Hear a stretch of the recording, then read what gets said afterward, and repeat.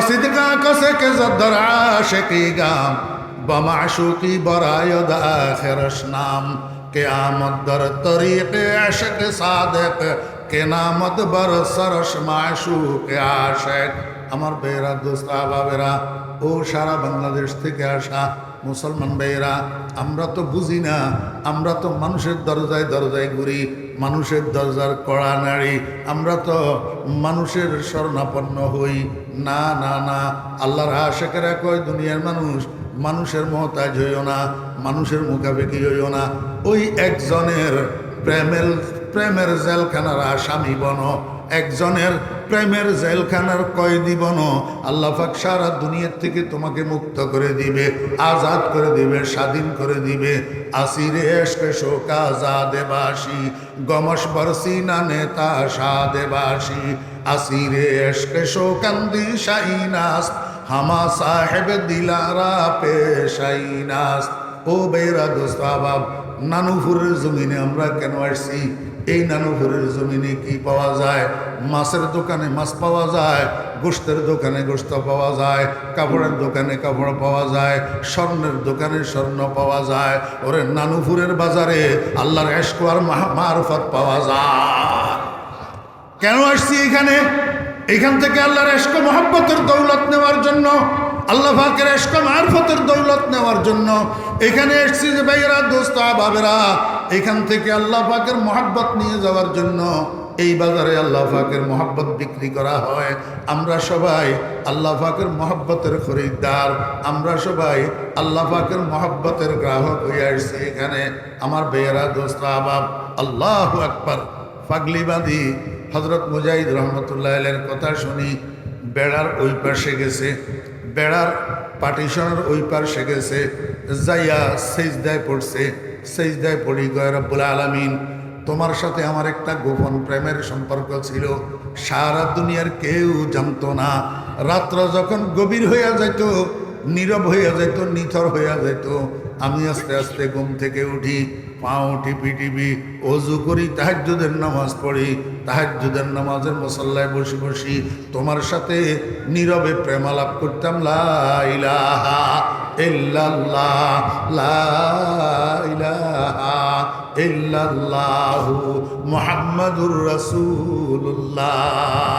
ইয়া আল্লাহ, আজকে যখন তোমার আমার গোপন প্রেমের সম্পর্ক আরেকজন তৃতীয় ব্যক্তি জেনে গেছে, মুজাহিদ যখন জেনে ফেলল, এই পৃথিবীতে আমি আর থাকতে তৈয়ার না, তুমি আমাকে উঠাইয়া লও। আশহাদু আল্লা ইলাহা ইল্লাল্লাহু ওয়া আশহাদু আন্না মুহাম্মাদান আবদুহু ওয়া রাসূলুহু।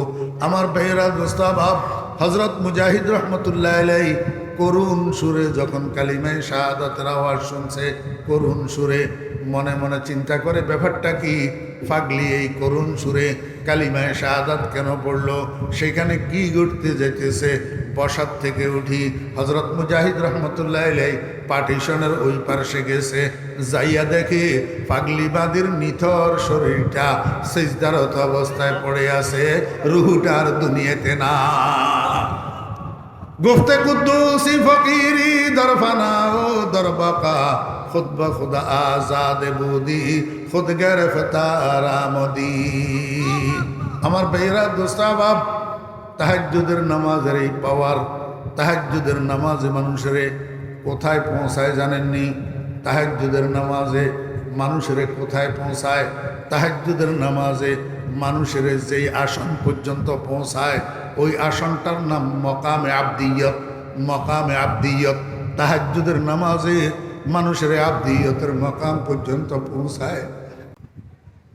মহান আল্লাহ রাব্বুল আলামিনের অপরিসীম দয়ার ইহসান, আল্লাহ রাব্বুল আলামিন আমাদেরকে আজ 5ই ডিসেম্বর 2025 ইংরেজি তারিখে বর্তমান বাংলাদেশের দ্বিতীয় বৃহত্তম ইসলামিক ইউনিভার্সিটি জামিয়া ইসলামিয়া ওবায়দিয়া নানুপুরের 2 দিন ব্যাপী মহতি সালানা জলসার আজ সমাপনী দিবসে আমাদেরকে অংশগ্রহণ করার তৌফিক দিয়েছেন এই জন্য আমরা সবাই মহান রব্বুল আলামিনের শুকর আদায় করি আলহামদুলিল্লাহ।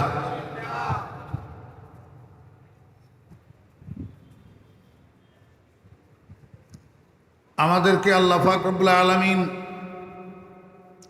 সৃষ্টি করেছেন আল্লাহ পাকের ইবাদতের জন্য। ওয়ামা খালাকতুল জিন্না ওয়াল ইনসা ইল্লা লিয়াবুদুন।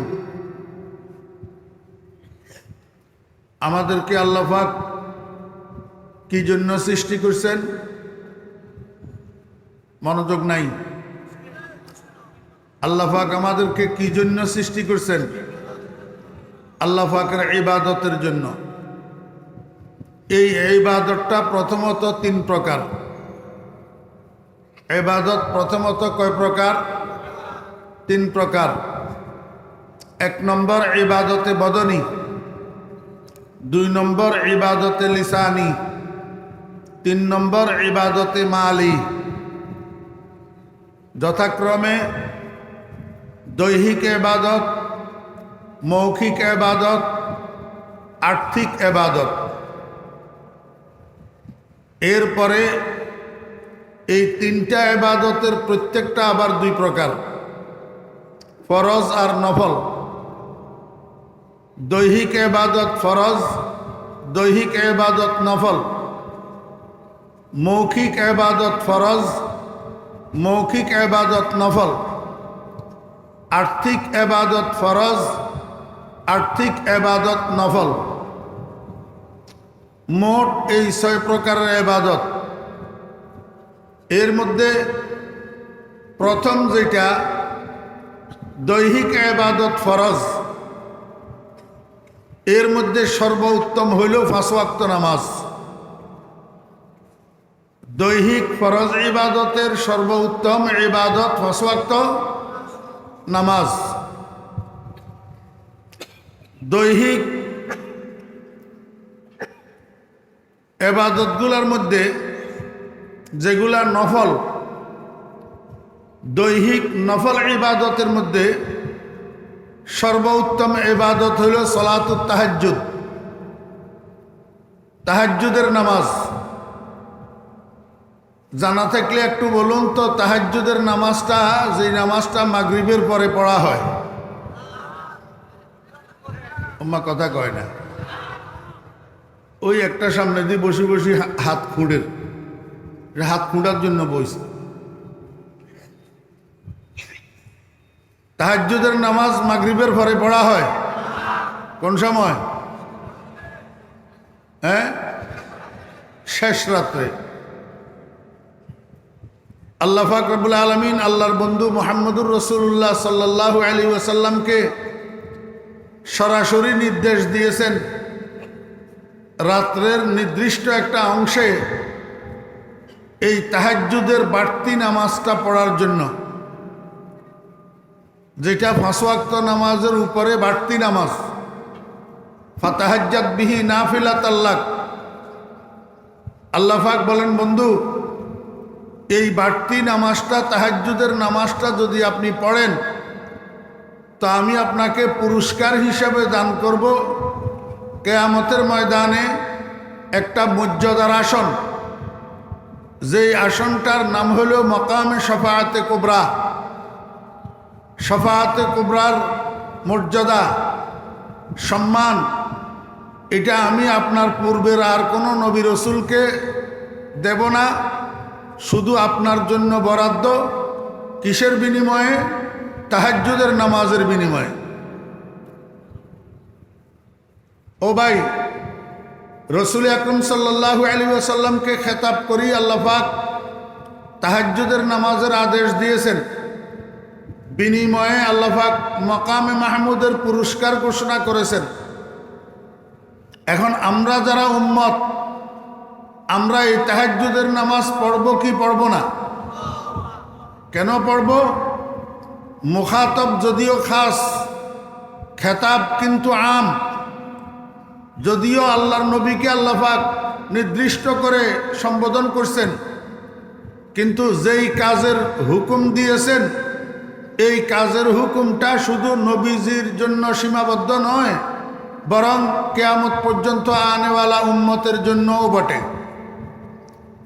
এখন নবীজিকে আল্লাহ পাক তাহাজ্জুদের নামাজের বিনিময়ে মাকামে মাহমুদ দান করবেন। উম্মত যদি তাহাজ্জুদের নামাজ পড়ে উম্মতকে কি দিবেন? আপনারা তাফসীর খুলে দেখুন, নবীজির জন্য যেরকম তাহাজ্জুদের নামাজের বিনিময়ে মাকামে মাহমুদের পুরস্কার, তেমনিভাবে উম্মতও যদি তাহাজ্জুদের নামাজ পড়ে উম্মতকেও আল্লাহ পাক মাকামে মাহমুদ দান করবেন। রাসূল আকরাম সাল্লাল্লাহু আলাইহি ওয়াসাল্লামের জন্য মাকামে মাহমুদ হাকিকি, আর উম্মতের জন্য মাকামে মাহমুদ হুকমি। এই হুকমি মাকামে মাহমুদ এটা কি?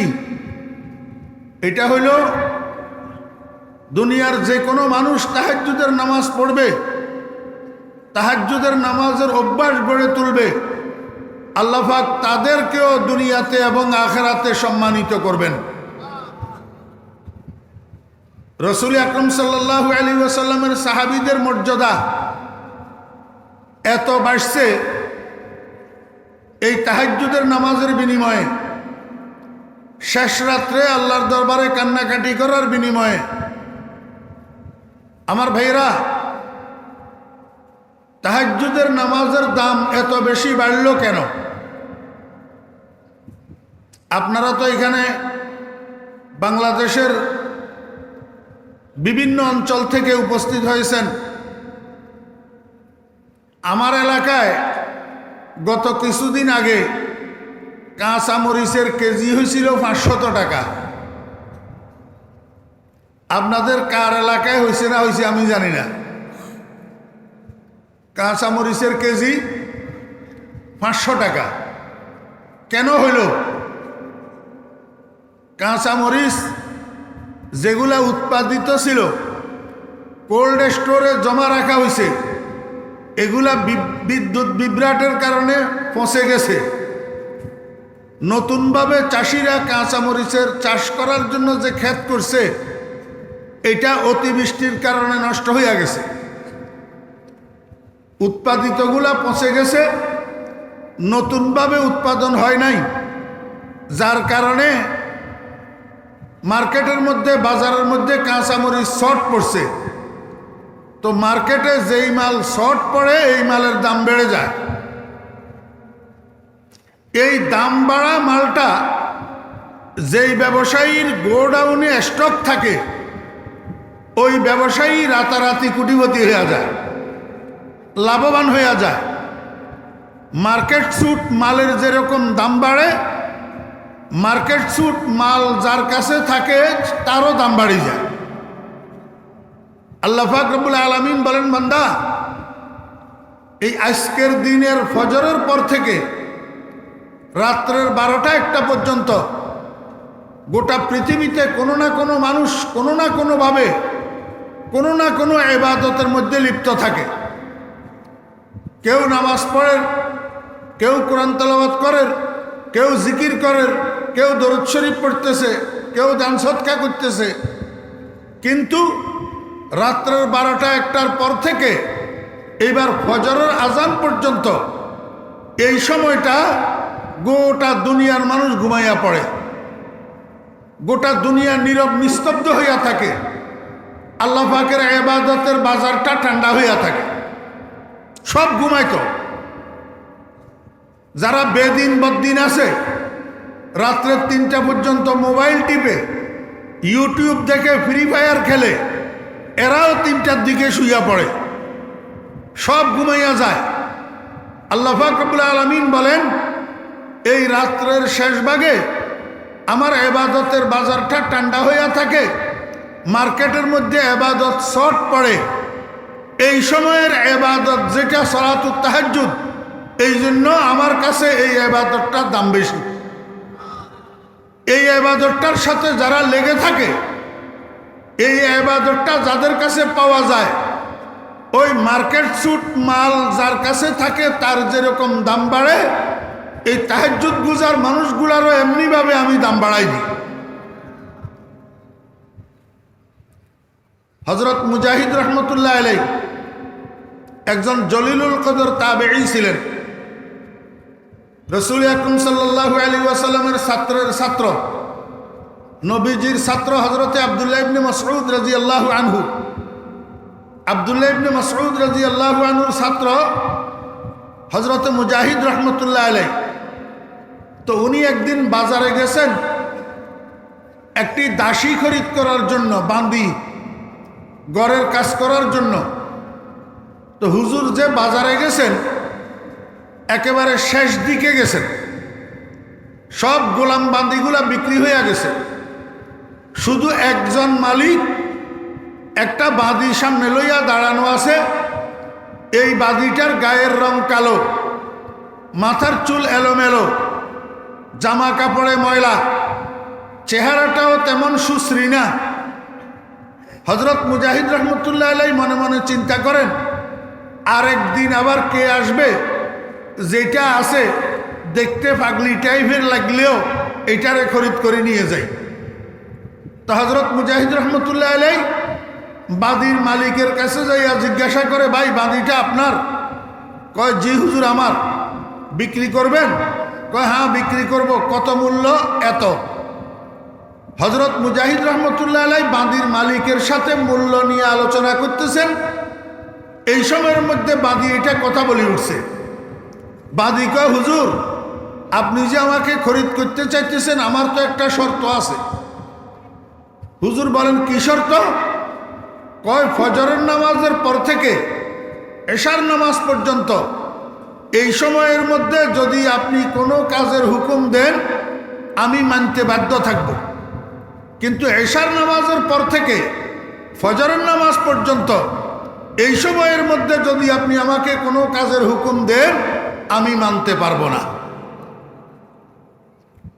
হযরত মুজাহিদ রহমতুল্লাহ আলাইহি মনে করছেন পাগলি বাঁধি, দুর্বল শরীর, রাত্রে কাজের হুকুম দিলে ঘুমের ব্যাঘাত হবে, এই জন্য আগে ভাগে শর্ত করে নিতেছে। তো হুজুর বললেন, বাবা আমার ঘরে তেমন কাজের চাপ নাই, তোর মন যা চায় তা করিস, কোনো অসুবিধা হবে না। বাঁধিটাকে খরিদ করি হযরত মুজাহিদ রহমতুল্লাহ আলাইহি বাড়িতে নিয়ে গেছেন। উনার বাড়িতে একটা কাঁচা ঘর, বিল্ডিং না, ফাঁকা ঘর না, বাঁশের খুঁটি, উপরে নড়বড়ে ছানি, মাঝখানে একটা বাঁশের বেড়া, ঘরের মাঝখানে। এই বেড়ার এক পাশে হযরত মুজাহিদ রহমতুল্লাহ আলাইহি রাত্রি যাপন করেন, আরেক পাশে পাগলি বাঁধি এটা থাকে। এভাবে দিন যাইতেছে। কিছুদিন যাওয়ার পর এক রাত্রের গভীরে কোন দিক থেকে যেন একটা গুনগুন গুনগুন আওয়াজ হযরত মুজাহিদ রহমতুল্লাহ আলাইহির কানে আসি লাগতেছে। এই আওয়াজে মুজাহিদ রহমতুল্লাহ আলাইহির ঘুম ভাঙে গেছে। তো হুজুর বালিশের থেকে মাথারে আলাদা করি আরও একটু ভালোভাবে শোনার চেষ্টা করি, কনফার্ম হইলেন যে আসলে এই আওয়াজটা বেশি দূরের আওয়াজ না, ওই বেড়ার ওই পাশ থেকে, পার্টিশনের ওই পাশ থেকে আওয়াজটা আসতেছে। পাগলি বাঁধি আল্লাহর দরবারে বসি বসি কান্নাকাটি করতেছে, মোনাজাত করতেছে, দোয়া করতেছে। কি কয়, হে আল্লাহ তুমি যে আমাকে মহব্বত করো কোনো সন্দেহ নাই। হে আল্লাহ তুমি যে আমাকে মহব্বত করো, তোমার মহব্বতের কসম দিয়া আমার জীবনের গুনাহগুলা মাপ চাইতেছি। মাওলায়ে করিম তোমার মহব্বতের উসিলায় আমার জীবনের গুনাহগুলা মাফ করে দাও। বুঝে থাকলে বলুন তো কথাটা ভালো না খারাপ? কিন্তু হযরত মুজাহিদ রহমতুল্লাহ আলাইহির কাছে খারাপ লাগছে। হযরত মুজাহিদ রহমতুল্লাহ আলাইহি দিছে ডাক, এই বাদী এদিকে আস। তো মনিবের ডাক না, তাড়াতাড়ি মোনাজাত শেষ করি পাগলি বাঁধি হযরত মুজাহিদ রহমতুল্লাহ আলাইহির সামনে যাইয়া দাঁড়াইছে। হুজুর এই গভীর রাত্রে আমাকে কেন ডাকছেন? মুজাহিদ রহমতুল্লাহ আলাইহি কয়, পাগলি তোর মতো বেয়াদব মানুষ তো আমি আর জমিনে দেখি নাই। সারা দুনিয়ার ওলি আবদাল গাউস কুতুবেরা আল্লাহর দরবারে আল্লাহর মোহাব্বত ভিক্ষা চায়। मोहब्बत अपना मुझको आए खुदा दे, मुझे भी जाम उल्फत एक पिला दे। मुझे खोया मेरे अक्लो खरद ने खुदाया अपना दीवाना बना दे। সারা দুনিয়ার অলি আব্দালরা আল্লাহর দরবারে আল্লাহর মহব্বত ভিক্ষা চায়। ও পাগলিবাদী, তুই আল্লাহর কাছে আল্লাহর মহব্বতের কসম দিয়া গুনাহ মাফ চাইলি, তুই আল্লাহ যে তোকে মহব্বত করে এত কনফার্ম ভাবে কেমনে জানিস? আরশে আজিম থেকে তোর কাছে চিঠিপত্র আসছে কিনা? পাগলিবাদী হযরত মুজাহিদ রহমতুল্লাহ আলাইহির প্রশ্নের উত্তরে হযরত মুজাহিদ রহমতুল্লাহ আলাইহিকে হাদিস বয়ান করে শোনায়। এমনি দেখতে তো পাগলের মতো লাগে। এখন এই পাগলি জলিলুল কদর মুহাদ্দিস হযরত মুজাহিদ রহমতুল্লাহ আলাইহিকে হাদিস বয়ান করে শোনায়। কালা রাসূলুল্লাহ সাল্লাল্লাহু আলাইহি ওয়াসাল্লাম ইযা আরাদাল্লাহু বিআবদিন খায়রান ইস্তা'মালাহুল্লাহ। قالوا كيف استعمله الله يا رسول الله؟ قال يوفقه الله للعمل الصالح قبل الموت। আমরা বাংলা ভাষাভাষী মানুষ, এই জন্য নবীজির হাদিস আরবি আমাদের সামনে পড়লে আমরা বুঝি না, আমাদেরকে অনুবাদ করে দেওয়া লাগে। হযরত মুজাহিদ রহমতুল্লাহ আলাইহিকে হাদিস কি অনুবাদ করে দেওয়া লাগছে? পড়ার সাথে সাথে হযরত মুজাহিদ রহমতুল্লাহ আলাইহি বুঝে গেছেন, ওরে বাপরে বাপ, দেখতে পাগলের মতো লাগে। এখন এই পাগলিবাদী এই হাদিসে সহিহে মরফুয়ে মুত্তাসিল আমারে শুনাই দিল, অথচ আমার কাছে এই পর্যন্ত এই হাদিসটা পৌঁছে নাই। পাগলিবাদী কয়, মুজাহিদ শুনলেন তো আল্লাহর পয়গম্বরের হাদিস, আল্লাহর হাবিব কি বললেন? আল্লাহর হাবিব তো বললেন, আল্লাহ পাক যখন কোনো বান্দার মঙ্গল চায়, যখন কোনো বান্দার কল্যাণ চায়, আল্লাহ পাক যখন কোনো মানুষকে মহব্বত করে, ওই মানুষটার গলার মধ্যে একটা প্রেমের রশি লাগায়। কি লাগায়? প্রেমের রিশতায়ে দর গর্দানম আফগন্দা দোস্ত, রিশতায়ে দর গর্দানম আফগন্দা দোস্ত মি বরধার যাকে খাতের খাহেউস। আল্লাহ পাক যখন কোনো মানুষকে মহব্বত করেন, ওই মানুষটার গলার মধ্যে একটা মহব্বতের রশি লাগায়। ওই রশি দিয়া টানিয়া টানিয়া দৈনিক 5 বার তারে মসজিদে নিয়ে যায়। ওই রশি দিয়া টানিয়া টানিয়া তাকে তাবলীগের জামাতে নিয়ে যায়। ওই রশি দিয়া টানিয়া টানিয়া হক্কানি পীর মাশায়েখদের দরবারে নিয়ে যায়। ওই মহব্বতের রশি দিয়া টানিয়া জীবনের কোনো এক মুহূর্তে হইলেও তাকে মক্কার মদিনায় নিয়ে যায়। রিশতায়ে দর গর্দানম আফগন্দা দোস্ত মি বরধার যাকে খাতের খাহেউস। ও ভাইরা, ঢাকা থেকে, কুমিল্লা থেকে, রাজশাহী থেকে, পোরশা থেকে, দক্ষিণবঙ্গ থেকে, কক্সবাজার থেকে, হ্যাঁ, সারা বাংলাদেশ থেকে আপনারা কি এখানে গায়ের জোরে আসছেন? কেউ গায়ের জোরে আসেন নাই। খোদার কসম করে বললাম, আল্লাহ পাক রব্বুল আলামিন আপনাদের গলায় একটা মহব্বতের রশি লাগাইয়া, এই মহব্বতের রশি দিয়া টানিয়া টানিয়া আপনাদেরকে নানুফরের জমিন পর্যন্ত নিয়ে আসছে। আল্লাহু আকবার। পাগলিবাদী কয়, মুজাহিদ যদি আল্লাহর হাবিবের হাদিস সত্য হইয়া থাকে তাহলে আমাকে একটু বুঝান, এই গভীর রজনীতে সারা দুনিয়ার মানুষ ঘুমে বিভোর, আপনার মতো এত বড় জলিলুল কদর মুহাদ্দিস আপনিও তো ঘুমাইতেছেন, সারা দুনিয়ায় নীরব নিস্তব্ধ নিথর হইয়া রয়েছে, আল্লাহ পাকের ইবাদতের বাজারটা ঠান্ডা হইয়া রয়েছে। এই সময়ের মধ্যে আল্লাহ পাক আমার মতো একটা পাগলিরে ঘুম থেকে জাগাইলেন, ঠান্ডা পানি দিয়া ওযু করাইলেন, তাহাজ্জুদের নামাজ পড়াইলেন। এখন আবার আল্লাহর দরবারে বসে বসে কাঁদায়। ও মুজাহিদ, আপনি কি মনে করেন আমি কি নিজে নিজে এমনি আল্লাহর দরবারে বসে বসে কাঁদি?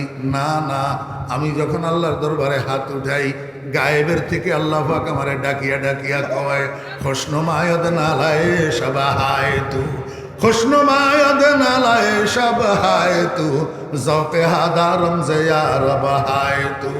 ও পাগলি, তুই যখন আমার দরবারে হাত উঠাস, তুই যখন চোখের পানি ফেলিস, আমি আল্লাহর কাছে ভালো লাগে, এই জন্য আমি চাই তোরে আর একটু বেশি করে কাঁদাই। ও পাগলিবাদী, তুই আর একটু কাঁদ, তোর আল্লাহ আল্লাহ ডাক, আর চোখের পানির কান্না আমার কাছে বড় ভালো লাগে। खुशनुमायद नालाए शबहाए तू जौके हादारम जयार बहाए तू। আমার বেয়েরা দোস্তা বাপ ফাগলিবাদীর কথা শুনি হজরত মুজাহিদ রহমতুল্লাহ আলাই স্টোনিজ হইয়া গেছে। হজরত মুজাহিদ রহমতুল্লাহ আলাই মনে মনে কয়, ওরে বাপরে বাপ, আমি তো মনে করছিলাম একটা সাধারণ পাগলিবাদী, এখন তো দেখি এটা সাধারণ না, এ তো এক অসাধারণ নারী। হজরত মুজাহিদ রহমতুল্লাহ আলাই কয়, এই পাগলি, আমি ভুল করছি, তোর থেকে সেবা গ্রহণ করি। এখন আমি সিদ্ধান্ত নিয়েছি আর বাকি জীবন যতদিন বাঁচবি দাসত্বের জীবন তোকে কাটাইতে হবে না। এই মুহূর্তে তোরে আমি আজাদ করে দিলাম, এই মুহূর্তে তোরে স্বাধীন করে দিলাম। তবে তোকে খরিদ করার দিন তুই আমাকে একটা শর্ত দিয়েছিলি, আমি তোর শর্তটা মেনে নিয়েছিলাম। আজকে তোকে মুক্ত করার দিন, আমিও তোকে একটা শর্ত দিতেছি, তুই আমার শর্তটা মেনে নিতে হবে। শর্তটা হইল, আজকে যে তোরে আমি স্বাধীন করে দিলাম, এখন থেকে মৃত্যু পর্যন্ত যতদিন বাঁচবি স্বাধীনতার জীবন অন্য কোথাও কাটাইতে পারবি না, আমার এখানে কাটাইতে হবে। আমি সিদ্ধান্ত নিয়েছি, ভুলবশত আমি তোর থেকে যে সেবা গ্রহণ করছি সেই ভুলের প্রায়শ্চিত্ত করব, বাকি জীবন তুই বাদীর খেদমত করিয়া করিয়া। বসিদকা কসে কে জদ্দর আশিকি গাম বমাশুকি বরায়দ আখিরশ নাম কিয়ামত দর তরিকে আশিক সাদেক কে নামত বর সরস মাশুক আশিক। আমার বেরা দোস্ত বাবেরা, ও সারা বাংলাদেশ থেকে আসা মুসলমান ভাইয়েরা, আমরা তো বুঝি না, আমরা তো মানুষের দরজায় দরজায় ঘুরি, মানুষের দরজার কড়া নাড়ি, আমরা তো মানুষের শরণাপন্ন হই। না না না, আল্লাহর আশিকেরা কয়, দুনিয়ার মানুষ, মানুষের মহতাজ হইও না, মানুষের মুখাপেক্ষি হইও না। ওই একজনের প্রেমের জেলখানার আসামি বনো, একজনের প্রেমের জেলখানার কয়েদি বনো, আল্লাহ পাক সারা দুনিয়ার থেকে তোমাকে মুক্ত করে দিবে, আজাদ করে দিবে, স্বাধীন করে দিবে। আসিরে এশকে শোকা আজাদে বাসি গমশ বরসি না নেতা সাদে বাসি। আসিরে এশকে শোকান্দি শাইনাস হামা সাহেব দিলারা পেশাইনাস। ও বেরা দোস্ত বাব, নানুপুরের জমিনে আমরা কেন আসছি? এই নানুপুরের জমিনে কি পাওয়া যায়? মাছের দোকানে মাছ পাওয়া যায়, গোশতের দোকানে গোশত পাওয়া যায়, কাপড়ের দোকানে কাপড় পাওয়া যায়, স্বর্ণের দোকানে স্বর্ণ পাওয়া যায়। ওরে নানুপুরের বাজারে আল্লাহর ইশক আর মারফত পাওয়া যায়। কেন আসছি এখানে? এখান থেকে আল্লাহর ইশক মহব্বতের দৌলত নেওয়ার জন্য, আল্লাহ পাকের ইশক মারফতের দৌলত নেওয়ার জন্য এখানে এসেছি। যে ভাইয়েরা, দোস্ত বাবেরা, এখান থেকে আল্লাহ পাকের মহব্বত নিয়ে যাওয়ার জন্য এই বাজারে আল্লাহ পাকের মহব্বত বিক্রি করা হয়। আমরা সবাই আল্লাহ পাকের মহব্বতের খরিদ্দার, আমরা সবাই আল্লাহ পাকের মহব্বতের গ্রাহক হয়ে আসছি এখানে। আমার ভাইয়েরা, দোস্ত আবাব, আল্লাহু আকবার। পাগলিবাদী হজরত মুজাহিদ রহমতুল্লাহ আলাইহির কথা শুনি, বেড়ার ওই পাশে গেছে, বেড়ার পার্টিশনের ওই পাশে গেছে, যাইয়া সেজদায় পড়ছে। সেজদায় পড়ি, গয় রব্বুল আলামিন, তোমার সাথে আমার একটা গোপন প্রেমের সম্পর্ক ছিল, সারা দুনিয়ার কেউ জানতো না।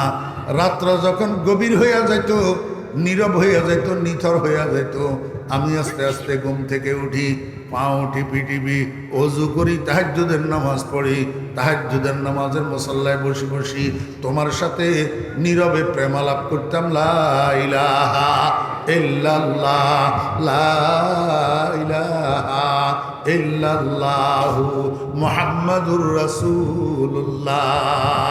ইয়া আল্লাহ, আজকে যখন তোমার আমার গোপন প্রেমের সম্পর্ক আরেকজন তৃতীয় ব্যক্তি জেনে গেছে, মুজাহিদ যখন জেনে ফেলল, এই পৃথিবীতে আমি আর থাকতে তৈয়ার না, তুমি আমাকে উঠাইয়া লও। আশহাদু আল্লা ইলাহা ইল্লাল্লাহু ওয়া আশহাদু আন্না মুহাম্মাদান আবদুহু ওয়া রাসূলুহু। আমার ভাইয়েরা, দোস্ত বাপ, হযরত মুজাহিদ রহমতুল্লাহ আলাইহি করুণ সুরে যখন কালিমায়ে শাহাদাতের আওয়াজ শুনছে, করুণ সুরে, মনে মনে চিন্তা করে ব্যাপারটা কি, পাগলি এই করুণ সুরে কালিমায়ে শাহাদাত কেন পড়লো, সেখানে কি ঘটতে যেতেছে? বসার থেকে উঠি হযরত মুজাহিদ রহমতুল্লাহ আলাইহি পার্টিশনের ওই পাশে গেছে, যাইয়া দেখে পাগলিবাদীর নিথর শরীরটা সিজদারত অবস্থায় পড়ে আছে, রুহুটার দুনিয়াতে না। গুফতে কুদ্দুসি ফকিরি দরফানা ও দরবাকা খুদ বখুদ আজাদ বুদি খুদ গরফতার আমদি। আমার ভাইরা দোস্তাবাব, তাহাজ্জুদের নামাজের এই পাওয়ার, তাহাজ্জুদের নামাজে মানুষের কোথায় পৌঁছায় জানেননি? তাহাজ্জুদের নামাজে মানুষের কোথায় পৌঁছায়? তাহাজ্জুদের নামাজে মানুষের যেই আসন পর্যন্ত পৌঁছায় ওই আসনটার নাম মকামে আবদিয়ত। মকামে আবদিয়ত, তাহাজ্জুদের নামাজে মানুষের আবদিয়তের মকাম পর্যন্ত পৌঁছায়। আবদিয়তের মকামে মানুষ যখন যাইয়া পৌঁছায় ওই মানুষটার জন্য আল্লাহ পাক যেই কোনো ফয়সালা করেন, যেই কোনো সিদ্ধান্ত নেন, আগে মানুষ এটার জিজ্ঞাসা করে, বান্দা তোমার জন্য আমি এমন একটা ফয়সালা করতেছি, বলো না তুমি রাজি আছো কিনা। খুদি কো কর বুলন্দ ইতনা কে হর তকদীর সে পহলে, খুদি কো কর বুলন্দ ইতনা কে হর তকদীর সে পহলে, খুদা খুদ বন্দে সে पूछे बता तेरा रजा क्या है। ও মুসলমান ভাইরা, এমনও মুসলমান আজকের এই মাহফিলেও আমরা কেউ এমনও থাকতে পারি যে জীবনেও একদিন তাহাজ্জুদের নামাজ পড়ি নাই, জীবনেও পড়ি নাই একদিন তাহাজ্জুদের নামাজ। ও যুবক ভাইরা, তরুণ ভাইরা, আল্লাহু আকবার, কোমরে গামছা বাঁধি মাঠে নামেন, কোমরে গামছা বাঁধি মাঠে নামেন, কাজ শুরু করেন। তারপরে বুঝবেন দূরে থাকি থাকি ফির মুরিদি কোরআন শরীফে নাই, ইল্লাল্লাহর জিকির জায়েজ নাই, এই সমস্ত আজে বাজে কথা দূরে থাকি থাকি বলা পরিহার করেন। কাজে নামেন, রসগোল্লা ততক্ষণ পর্যন্ত বুঝবেন না কত স্বাদ যতক্ষণ জিহ্বার আগায় না লাগবে। জিহ্বার আগায় যতক্ষণ না লাগবে ততক্ষণ স্বাদ বুঝবেন না। আমি ফরিদউদ্দিন চ্যালেঞ্জ করলাম, বেশি দিন না, দুইটা কাজ করেন 40 দিন, 40 দিন দুইটা কাজ করেন। এক নম্বর কাজ তাহাজ্জুদের নামাজ 40 দিন লাগাতার পড়বেন, মাঝখানে গ্যাপ যেতে পারবে না, ছুট যেতে পারবে না। 40 দিন তাহাজ্জুদের নামাজটা পড়েন। এরপরে তাহাজ্জুদের নামাজের পরে একটা জিকির করবেন। এই জিকিরটা আল্লাহু আকবার সুলুকের লাইনের প্রাথমিক স্টেজের কাজ, প্রথম দরজা 12 তসবিহ জিকির, 200 বার লা ইলাহা ইল্লাল্লাহ, লা ইলাহা ইল্লাল্লাহ, লা ইলাহা ইল্লাল্লাহ। আমি আমার কলিজার টুকরা মুর্শিদ শাইখুল আরবে ওয়াল আজম, শাইখুল মাশায়েখ হযরত মাওলানা শাহ জমিরুদ্দিন নানুপুরি রহমতুল্লাহ, সারা জীবন দেখছি রাত্রের 4টার সময় ঘুম থেকে উঠি মসজিদে চলে গেছে, মসজিদের মেহরাব বরাবর সেখানে চেয়ার একটার মধ্যে বসি 12 তসবিহ জিকির আদায় করতেছে। লা ইলাহা ইল্লাল্লাহ মুহাম্মাদুর রাসূলুল্লাহ। এই জন্য আমার ছোট ভাইয়েরা, ও যুবক ভাইয়েরা, তরুণ ভাইয়েরা, আমরা তো ভুলের মধ্যে আছি। আমরা মনে করি মুরিদ হওয়ার জন্য, মারফতের লাইনে, আধ্যাত্মিক লাইনে সাধনা করার জন্য, অগ্রগামী হওয়ার জন্য খালি আলেম হওয়া লাগে, মাদ্রাসায় পড়া লাগে। ও ইংরেজি শিক্ষিত ভাইয়েরা, গোটা দেশের থেকে আগত আমার ইংরেজি শিক্ষিত ভাইয়েরা, এটা ভুল।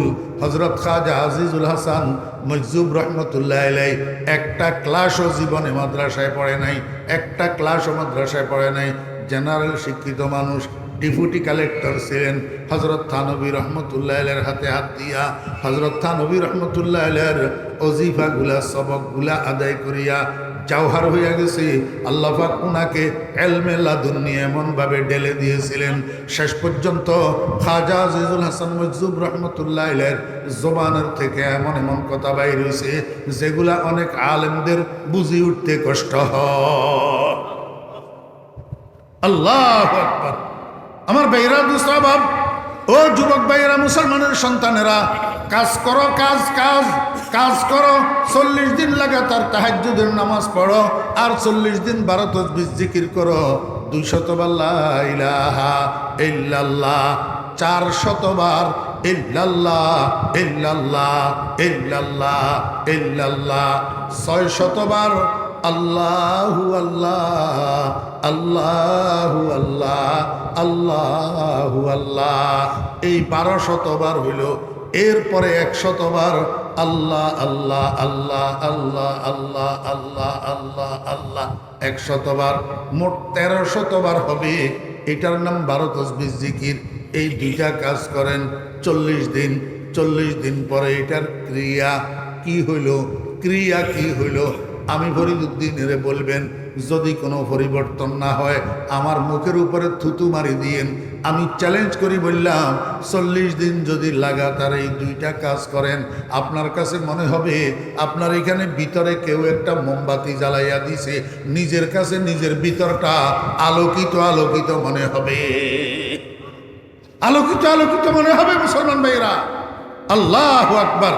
তাহাজ্জুদের নামাজে মানুষের দামি বানায়, তাহাজ্জুদের নামাজে মানুষের কি বানায়? সম্মানী বানায়। এবার আবার গোড়াত যান। 1 নম্বরে ইবাদত ফরজ দৈহিক ইবাদত, 2 নম্বরে ইবাদত নফল দৈহিক ইবাদত, 3 নম্বরে ইবাদত মৌখিক ইবাদত ফরজ। মৌখিক ইবাদত ফরজ, মৌখিক ইবাদত ফরজ কোনটা জানেননি? নামাজের কেরাত, নামাজের কেরাত। নামাজের মধ্যে কেরাত পড়া কি ফরজ না? তোর নামাজের কেরাত মৌখিক না? আমার ভাইরা, ইবাদতে লিসানি ফরজ, নামাজের কেরাত। নামাজের কেরাত পড়া যেরকম ফরজ, শোনাও ফরজ। নামাজের কেরাত পড়া এবং শোনা দোনোটা সেম। যদি সেম না হইতো রাসূল আকরাম সাল্লাল্লাহু আলাইহি ওয়াসাল্লাম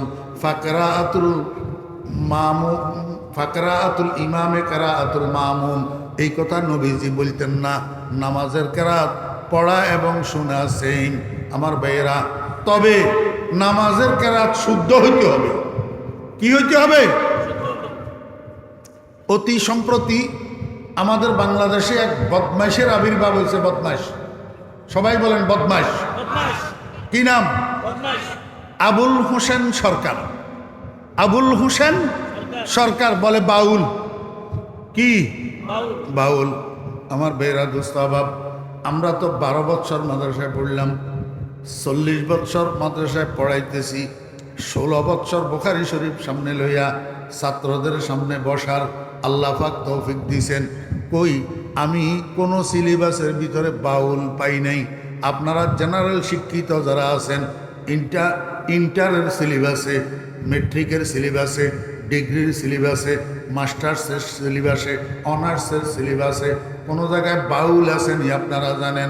আমার ভাইয়েরা, যদি থাকে আপনারা একটু আমাকে বলেন, বাউল শব্দটার আবিধানিক অর্থ কি?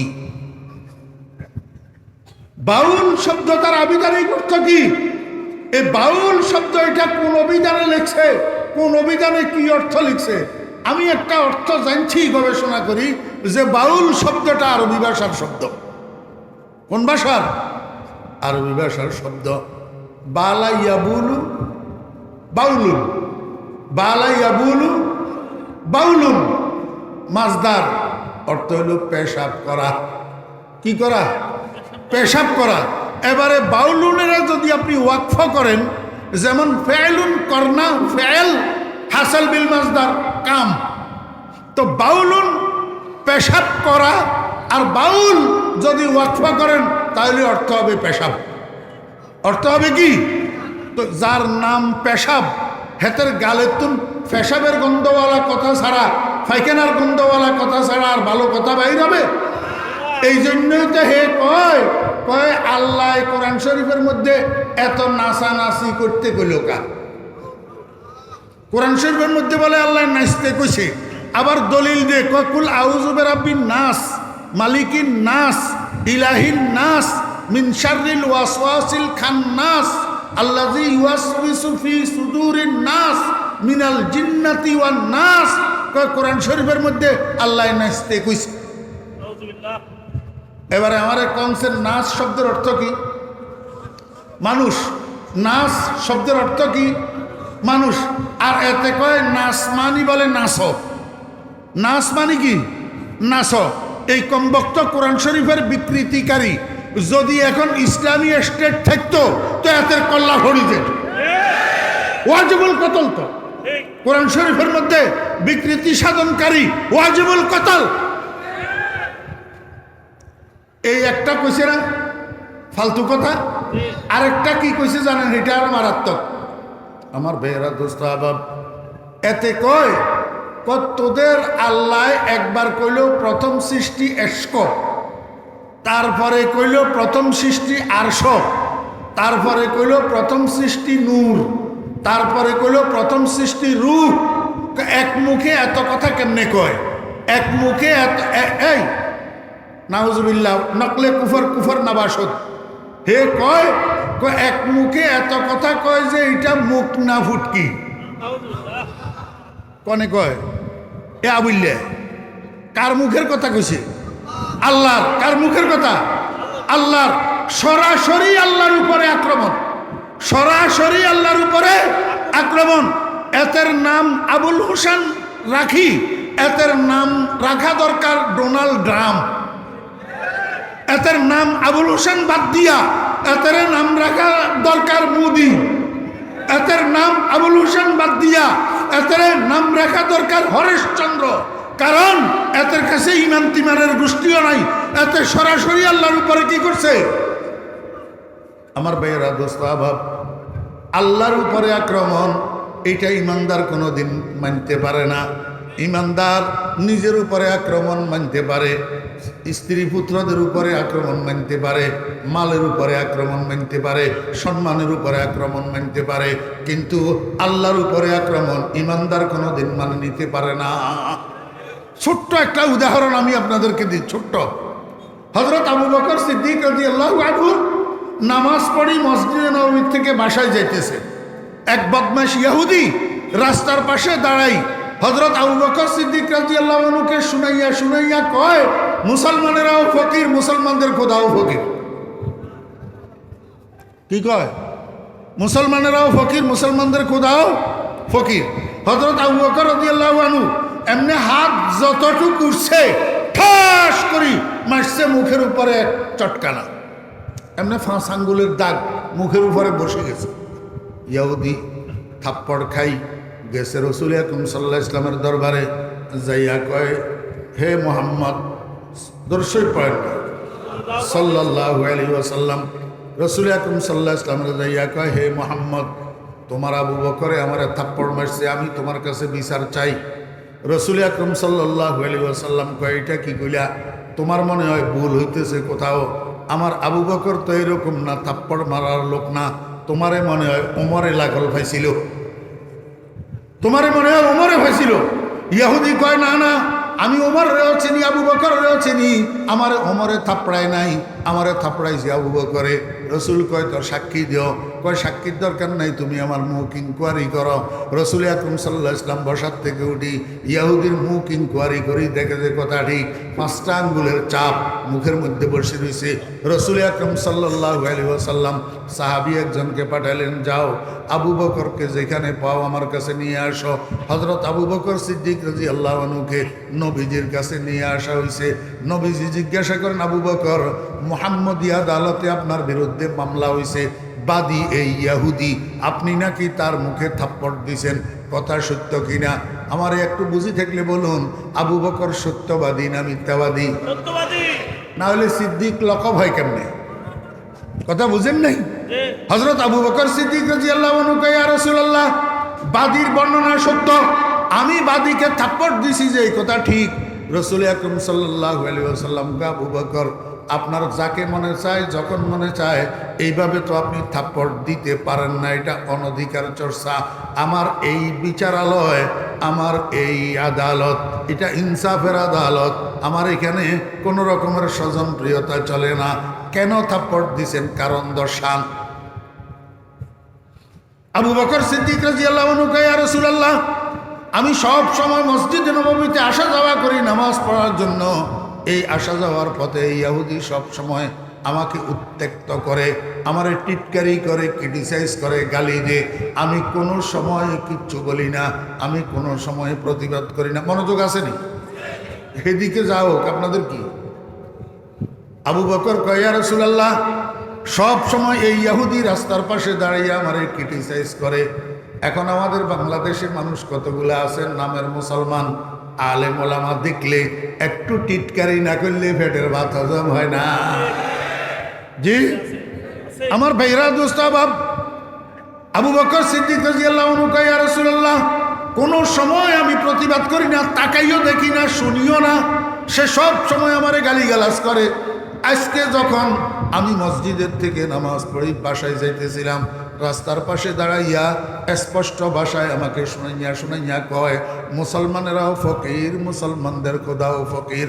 ইয়া রাসূলুল্লাহ, এতদিন আমার উপরে সে আক্রমণ করছে, আমারে গালাগালি করছে, আমি কানে নেই নাই, আমি মনে নেই নাই। আজকে যখন আমার আল্লাহ রে ফকির বলছে, আমার ইমানের সাগরে আগুন লাগিয়ে গেছে, আমি আর বরদাস্ত করতে পারি নাই। আমার নিজের অজান্তে হাত যতটুকু উঠছে অতটুকুর থেকে থাপ্পড় দিছি। ইয়া রাসূলুল্লাহ, এটা আমার ইমানি তাকাজা। আমার আল্লাহ রে সে ফকির কেন বলল? হ্যাঁ, সেরকম ইমান আমাদের কাছে নাই, সেরকম ইমান আমাদের কাছে নাই। আমার আল্লাহরে কইল যে মুখ নে না ফুটকি, ও ইমানদার, তোমার কলবে আগুন লাগে না? তুই কিসের নেতা যেই নেতা বাউল আবুল হোসেনের সমর্থন করে? বাংলাদেশের মুসলমান তোর নেতা মানে না। বাংলাদেশের মুসলমান তুই দল কানা, দল কানা। তুই আবুল হোসেন সরকারকে সমর্থন করবি, তুই যেই দলের নেতা হবি না কেন, তোরে বাংলাদেশের মুসলমান সাপোর্ট করতে পারে না।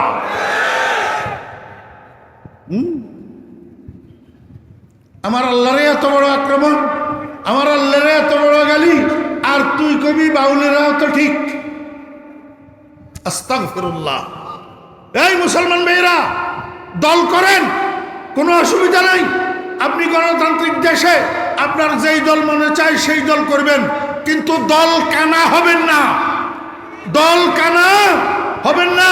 যখন দলের ইসলামের সাথে সংঘর্ষ হয়, ইসলামের সাথে দলের যখন সংঘর্ষ হয়, দলের কাজের যখন সংঘর্ষ হয়, আপনি দল ত্যাগ করতে পারবেন, ইসলাম ত্যাগ করতে পারবেন না।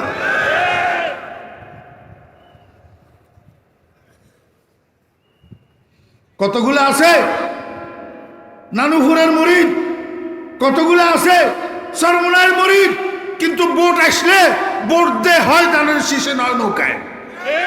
ইসলামের মার্কায় ভোট দে না, ইসলামের মার্কায় ভোট দে না। কি লাভ হবে তুমি নানুপুরের মুরিদ হইয়া? কি লাভ হবে তুমি চরমনায়ের মুরিদ হইয়া? দল আগে না ইসলাম আগে? দল আগে না ধর্ম আগে? দল আগে না আল্লাহ রসুল আগে? আমার বেহরা দোস্ত আহবাব, রসুল আকরাম সাল্লাল্লাহু আলাইহি ওয়াসাল্লামকে আবু বকর, তোমার আল্লাহরে যে ইহুদি ফকির কইছে, এটার সাক্ষী পেশ করো। কি করো? সাক্ষী পেশ করো। হযরত আবু বকর সিদ্দিক রাদিয়াল্লাহু আনহু কয়, ইয়া রাসূলুল্লাহ, প্রতিমধ্যে আমি আর সে একা। সে বলছে আমি শুনছি, আর তো কেউ তৃতীয় ব্যক্তি ছিল না, আর কেউ শুনে নাই। এখন আমি সাক্ষী দিব কোত্থেকে? আল্লাহর হাবিব জনাবে মুহাম্মদুর রাসূলুল্লাহ সাল্লাল্লাহু আলাইহি ওয়াসাল্লামকে আবু বকর, আমার এটা ইনসাফের আদালত, যতক্ষণ পর্যন্ত আল বাইয়িনাতু আলাল মুদ্দাই ওয়াল ইয়ামিনু আলা মান আনকার, যতক্ষণ পর্যন্ত না হবে ততক্ষণ পর্যন্ত আমি আপনার পক্ষে বিচারের রায় দিতে পারবো না। আপনি যদি সাক্ষী পেশ করতে না পারেন, আমি ইহুদির থেকে এখন জবানবন্দি নেব। ইহুদি যদি কসম করি হলফ করি যদি বলে সে এরকম কথা বলে নাই, তাহলে আজকে মুহাম্মদী আদালতে ইহুদির পক্ষে রায় হবে, আপনার বিরুদ্ধে রায় হবে। আমি এই জনসমাবেশে রায় দিয়া দেব। যেমনিভাবে ইহুদির মুখে আপনি থাপ্পড় দিয়েছেন, তেমনিভাবে ইহুদি আপনার মুখে একটা থাপ্পড় দিয়া প্রতিশোধ গ্রহণ করবে। হযরত আবু বকর সিদ্দিক রাদিয়াল্লাহু আনহু চোখের পানি টপ করে পড়ে গেছে। আবু বকর সিদ্দিক রাদিয়াল্লাহু আনহু মনে মনে কয়, আল্লাহ রে, আমি যে থাপ্পড় দিছিলাম এটা তো কেউ দেখে নাই, আর এখন যে ইহুদি আমার থাপ্পড় দিব এটা তো ভরপুর মজলিসের মধ্যে থাপ্পড় দিব, এখন কি করি, সাক্ষী তো কেউ নাই।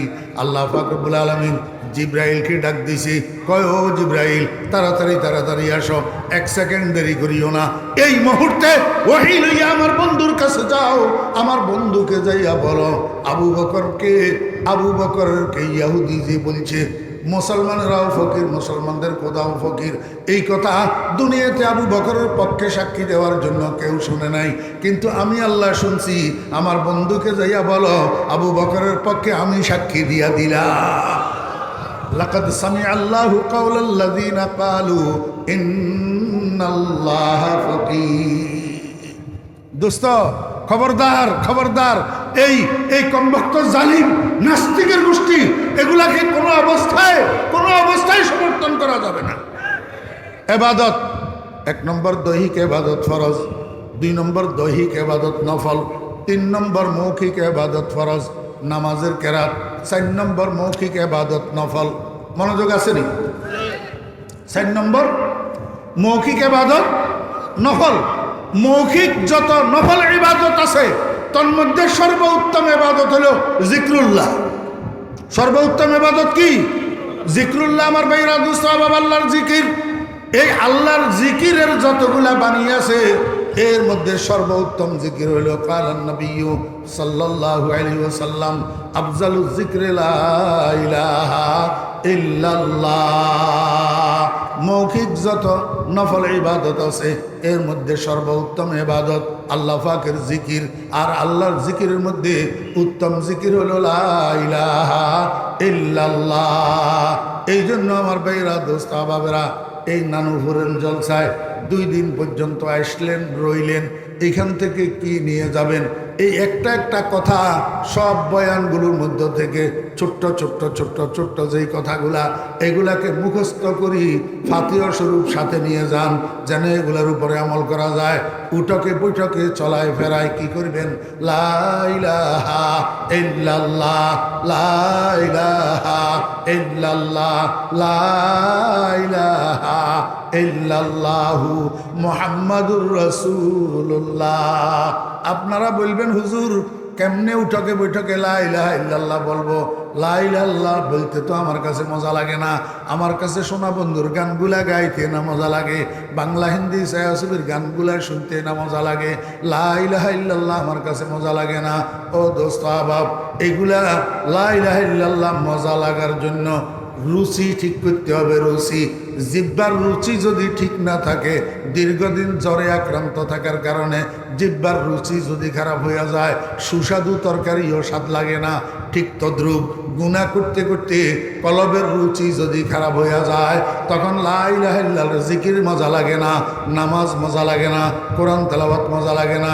জিহ্বার রুচি ঠিক করার জন্য যেরকম ডাক্তারের কাছে যাওয়া লাগে, আমার ভাইয়েরা দোস্ত আহবাব, কলবের রুচি ঠিক করার জন্য এরকম ডাক্তারের কাছে যাওয়া লাগে, যেই ডাক্তারের চিকিৎসা করি প্রেসক্রিপশন দিয়া কলবকে পরিষ্কার করবে, কলবকে সাফ করবে, কলবকে পবিত্র বানাবে, ওয়াইউজাক্কিহিম করবে, ওয়াইউজাক্কিহিম। আমার ভাইয়েরা দোস্ত আহবাব, এরকম ডাক্তার বর্তমানেও সারা পৃথিবীতে আছে না নাই? এই ডাক্তার, কলবের ডাক্তার, সর্বপ্রথম এবং সর্বশ্রেষ্ঠ ডাক্তার মুহাম্মদুর রাসূলুল্লাহ সাল্লাল্লাহু আলাইহি ওয়াসাল্লাম সাহাবায়ে কেরামদেরকে ডাক্তার বানাইয়া গেছেন। সাহাবায়ে কেরামদের মধ্যে হযরতে আলী রাদিয়াল্লাহু আনহু আর কতগুলারে চিকিৎসা করে ডাক্তার বানাইছেন। তন্মধ্যে একজন ডাক্তারের নাম হযরতে হাসান বসরি রাহমাতুল্লাহ আলাইহি, হযরতে হাসান বসরি রাহমাতুল্লাহ আলাইহি আর কতগুলাকে ডাক্তার বানাইছেন।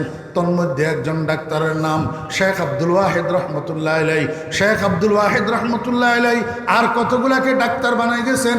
এইভাবে ডাক্তার বানানোর প্রক্রিয়া আসতে আসতে আমাদের ভারতবর্ষ পর্যন্ত আসছে।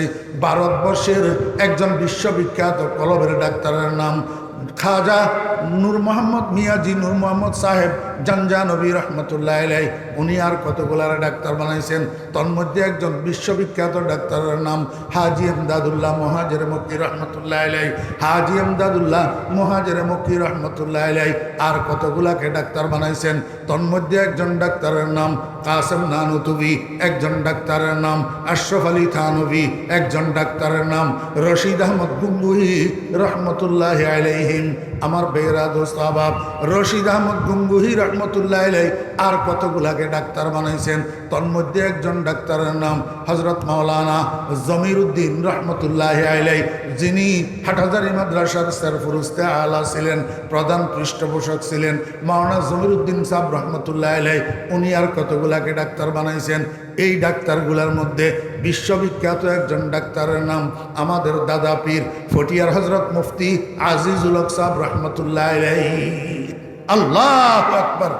বহকে মুকতাদায়া আজিজুল হক ইমামে পেশাওয়ায়া। ফটিয়ার মুফতি সাহেব রহমতুল্লাহ আলাইহি আর কতগুলাকে ডাক্তার বানাইছেন।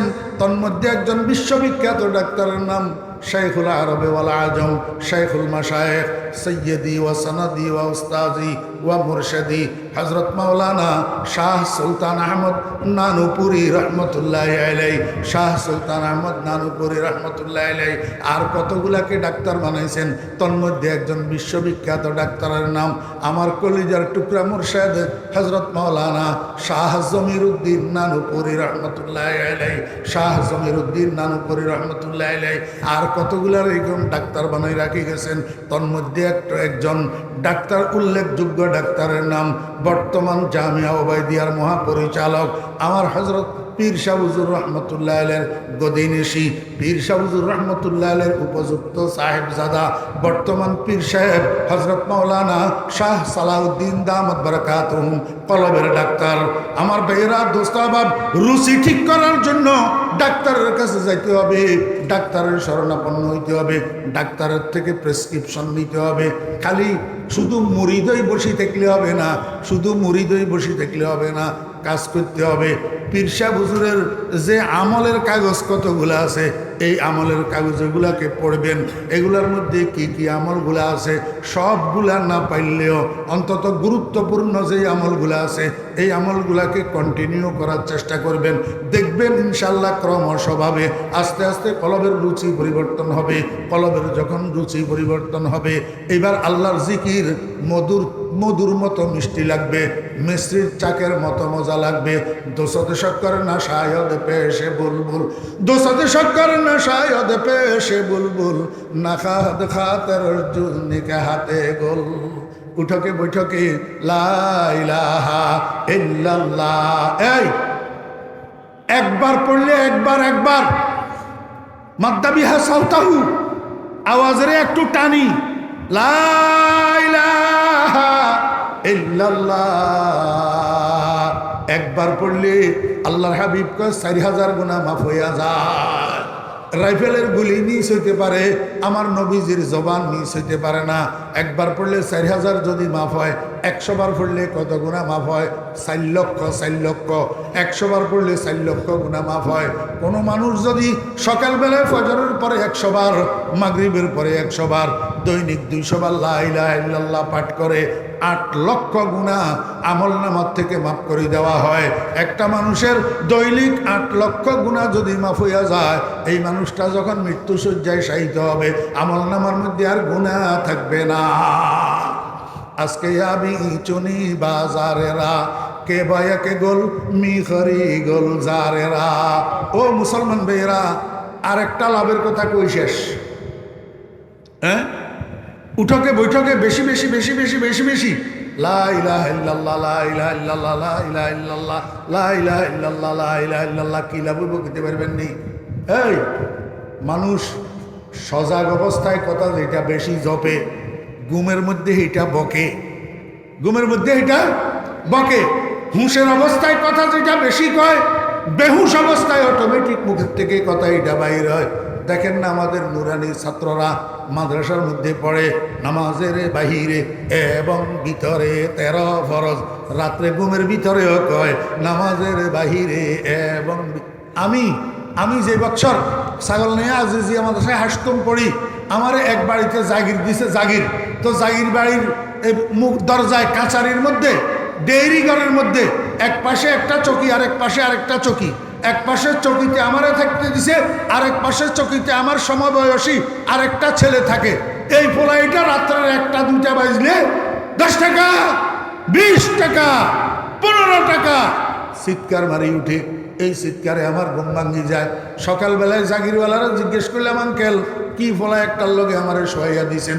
এটা তো রাত গভীর হইলে ঘুমের ভিতরে 10 টাকা, 20 টাকা, 15 টাকা করে চিৎকার মারে। এই চিৎকারে তো আমি ঘুমাইতে পারি না।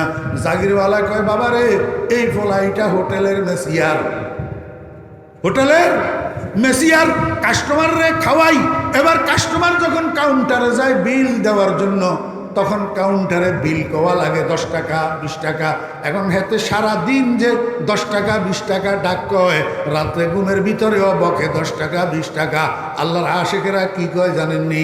আন্দরিরা মি তরাস ও মি খারাস, তা দমে আখের দমে ফারের মবাস, তা দমে আখের দমে আখের বওয়াদ, যে এনায়েত বাতু সাহেব সির বওয়াদ।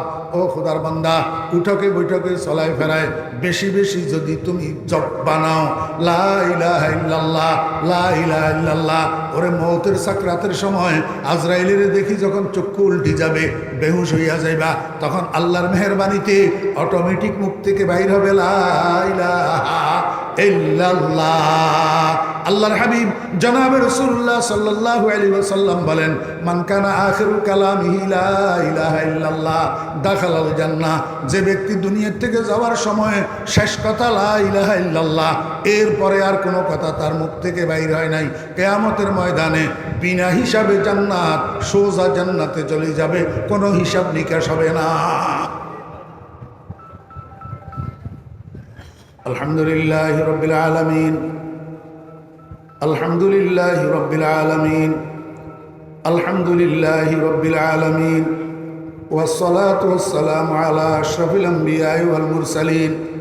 রব্বানা যালামনা আনফুসানা ওয়া ইল্লাম তাগফির লানা ওয়া তারহামনা লানাকুনান্না মিনাল খাসিরিন। রব্বানা হাব লানা মিন আজওয়াজিনা ওয়া যুররিয়াতিনা কুররাতা আ'য়ুন ওয়াজআলনা লিল মুত্তাকিনা ইমামা। রব্বিরহামহুমা কামা রাব্বায়ানি সগীরা।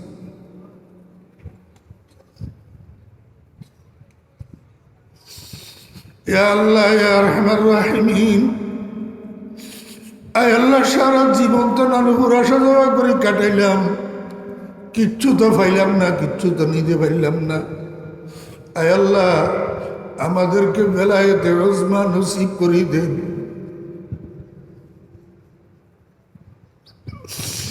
এ আল্লাহ, বশরে হাফি রহমতুল্লাহ আলাইহি মদের আসরের থেকে নিয়ে আপনি কুতুব বানাইয়া দিয়েছেন। এ আল্লাহ, এ আল্লাহ, আমাদেরকে বেলায়েতে উজমা নসিব করে দেন। এ আল্লাহ, এ আল্লাহ, বেলায়েতে উজমা নসিব করে দেন। আয় আল্লাহ, আমি গুনাহগার হলেও আপনার ওলিদের খেদমত করছি মাওলা। এ আল্লাহ, হযরত নানুপুরি হুজুর রহমতুল্লাহ আলাইহির সিনার থেকে, আমার বাবাজির সিনার থেকে আল্লাহ ফয়ুজাতের দ্বারায় আমাদেরকে মালামাল করে দেন। মুঝে ইমা বজাহে শেখ আলম সুলতান আহমদ ওয়ালি বাসখানে,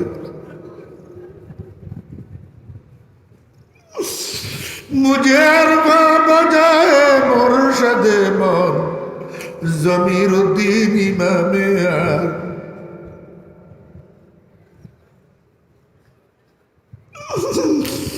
अल्लाह, मुझे इखलास बजाए सैयदे मन बजलुर रहमा इमामे मुखलसा दे। আল্লাহ, আপনার ওলিদেরকে সাগর দিয়েছিলেন, আমরা তো আপনার ওলিদের দরবারের কুকুর। আল্লাহ, আমাদেরকে একটা একটা ফোঁটা হইলেও আপনার মহব্বতের দৌলত দেন না। আল্লাহ, আল্লাহ, নানুপুরের জলসাকে কবুল ফরমান।